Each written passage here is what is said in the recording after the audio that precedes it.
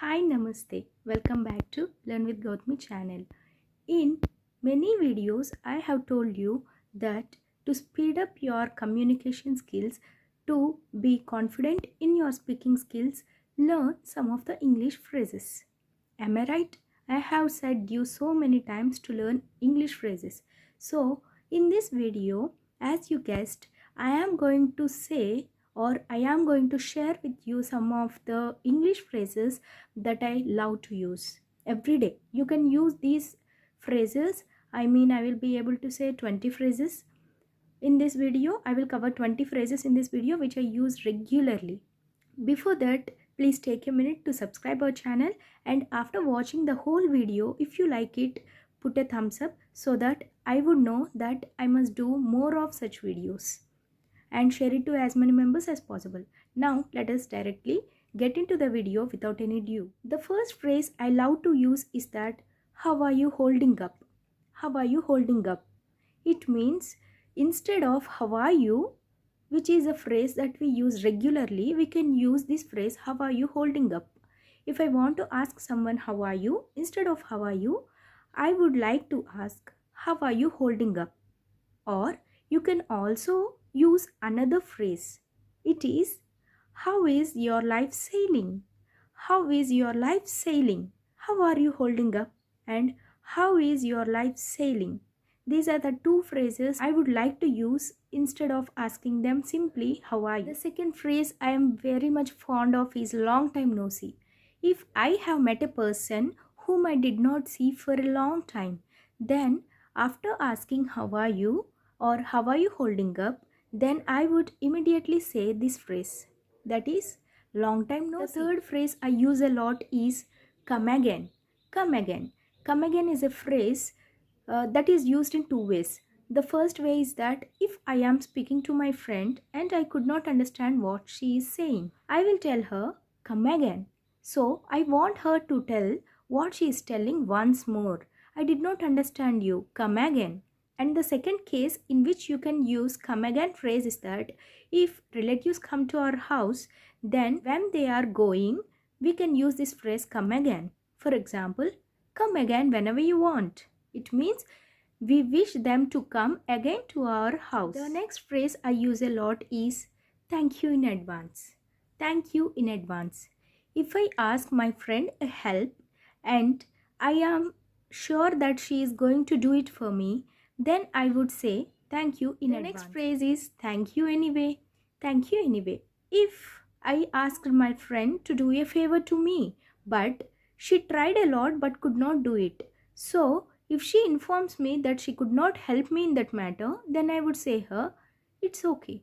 Thank you anyway. You tried your level best to help me, but you could not. It's okay. Thank you anyway. The next phrase that you can use anywhere is that, that's a good one, or that's a good joke. If I am sitting with a group of people, with my friends or relatives, then I find someone cracking a joke. If I like that joke, then I am going to say, that's a good one, or that's a good joke. The next phrase you can use daily is that, that's lit. That's lit. This is the phrase that I would use when I am very much impressed with someone of doing something. That's lit. You are amazing. If my friend has sung a song very nicely, then I would go to her and tell her that you are amazing. The next phrase we can use very regularly is things happen. Things happen.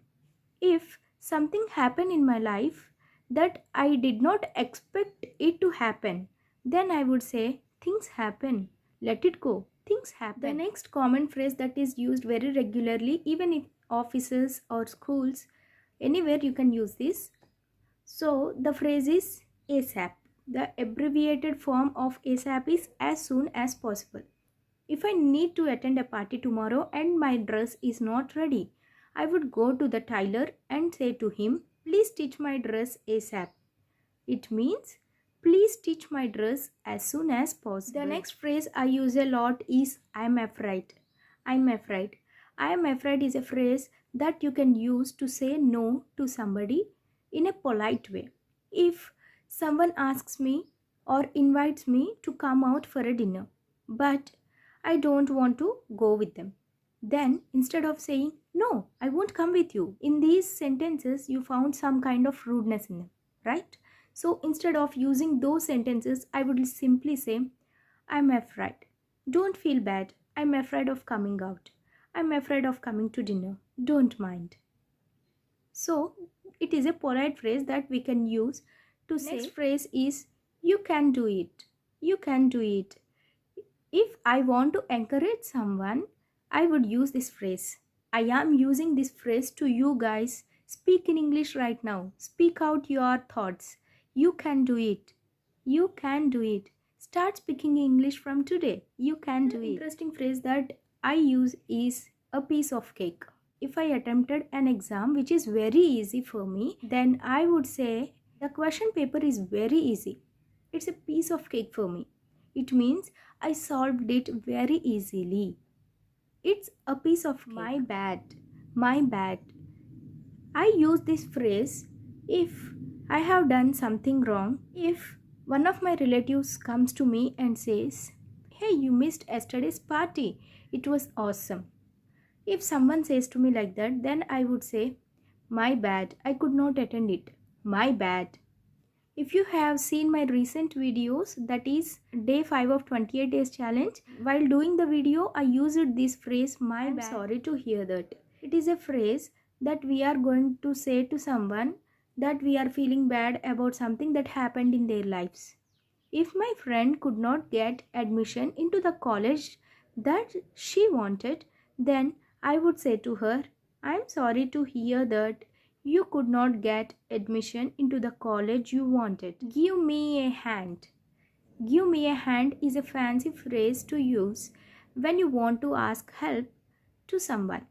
For example, if I am asking my sister to do me a favor, then I would ask her, give me a hand in this case.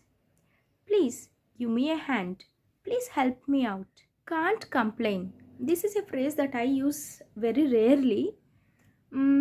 For example, if my brother comes to me and suggests me an idea, then I could not find any faults in that idea, then I would say to him, can't complain. You gave me a perfect idea and I cannot find even a single fault in it. We can carry on with your idea. We can proceed with your idea. Can't complain. How do you know? How do you know? If I did not discuss a matter with my parents and my parents came to know about it, then I would use this phrase, how do you know? It means I have not told you anything or discussed with you about this matter. How could you come to know about it? How do you know? Last phrase of today, but it is an awesome phrase that would bring up our confidence level high. You say to yourself also, that is, keep up the good work. Keep up the good work. If I have done something, every day I will say to myself, keep up the good work. So guys, you have learned 20 phrases today which are very simple and you can put into practice right now, right?